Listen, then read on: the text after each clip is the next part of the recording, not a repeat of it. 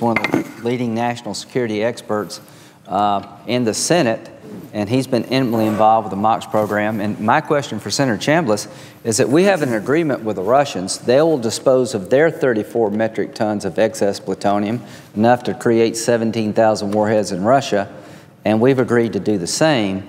If we are seen to stop and not honor our commitment, what do you think what reaction would the Russians have? And is it smart to delay this program in the times in which we live? Because I worry about the materials being compromised, not so much in South Carolina and Georgia, but very much in Russia. Could you please tell us your thoughts about that? Mr. President, just like my colleague from Georgia, Senator Isaacson, I want to thank Senator Graham for his leadership on this issue. He's right. We've been to the facility a number of times to examine what is going on over there, and it's great work being done by highly trained, highly educated individuals to deal with one of the most sensitive products that we have in this country. And you're exactly right, Senator Graham, that there are significant consequences from an international standpoint if the numbers in the President's budget are allowed to stand.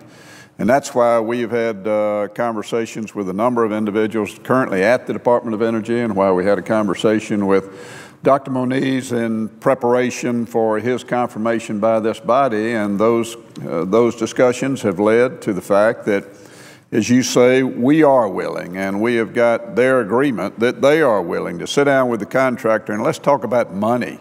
That's what the real issue is, because we're talking about a budget item and whether or not we can afford to do this. And if we don't involve the contractor, then obviously we can't get that number down to a manageable number. So again, with your leadership, we look forward to working with Dr. Moniz and others with respect to sitting down with the contractor and coming to some resolution of the ultimate budget number that's going to be needed.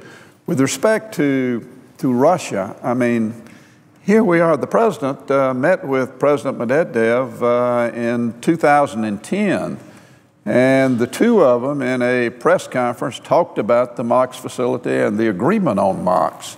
And here we are 3 years later with this President submitting a budget number that in effect starves his program and would have the obvious intended result of eliminating this program and thus breaking his word with President Medvedev in 2010, and also breaking the United States agreement with Russia. That has the potential to have very serious consequences on the international stage.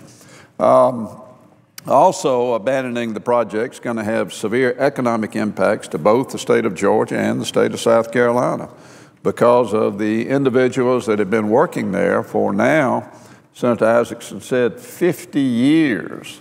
It's also going to strand up to 64 metric tons of weapons-grade plutonium. And where else is it going to go? There is no place for it to go. There's no state jumping up and down saying, please bring your uranium and your plutonium to my state, and we will deal with it. You can transport it into my state. In fact, the exact opposite is happening. It was intended that we would process this, this plutonium, and it will ultimately be shipped to Yucca Mountain, as Senator Graham alluded to. Now the state of Nevada is saying no. They're throwing their hands up and saying, we don't want that processed material in our state because it is hazardous waste.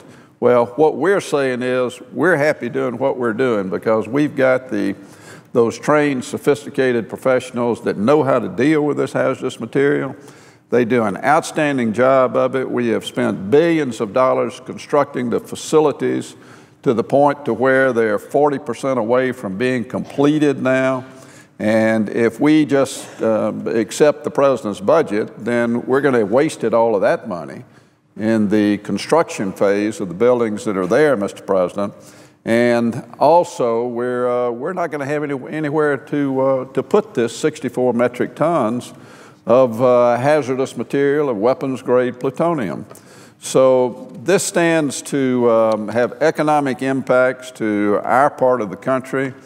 It stands to certainly create international issues with the Russians if we break our agreement with them. And then also, just as significantly, it leaves 64 metric tons of weapons-grade plutonium outstanding with nowhere to go with it, nowhere to store it. So the MOX project was designed to deal with a very sophisticated issue years and years and years ago, and it just makes no sense whatsoever to stop in the middle of it now and saying, well, we just don't have the money to take care of something that is as hazardous and potentially as life-threatening as what this weapons-grade plutonium is. We do need to spend our money wisely. We've got to be careful. But, Mr. President, there are agreements that we need to honor. There are certain aspects of governing that need to be done and need to be done in the right way, and this is simply one of those. So with the continued leadership of Senator Graham and Senator Isaacson and Senator Scott, I look forward to us sitting down with Dr. Moniz once he is confirmed, and we're all going to vote to confirm him today because he has so much knowledge about this. One thing we failed to mention is the fact that he's the guy that negotiated the agreement. And he's the guy that the president is saying, well, we know you went through some very difficult times in negotiating this agreement with the Russians, but the heck with your agreement, the heck with all the work you did. And thank goodness his attitude is that, look, I want to work with you and we want to find a way forward on this, and we look forward to his confirmation being completed, to sitting down with he and the contractor, and let's figure out a way that we can make this project the success that is, continued success that has been thus far, and also moving forward. With that, Mr. President, I would yield back to Senator Graham. Well, thank you, Senator Chambliss. And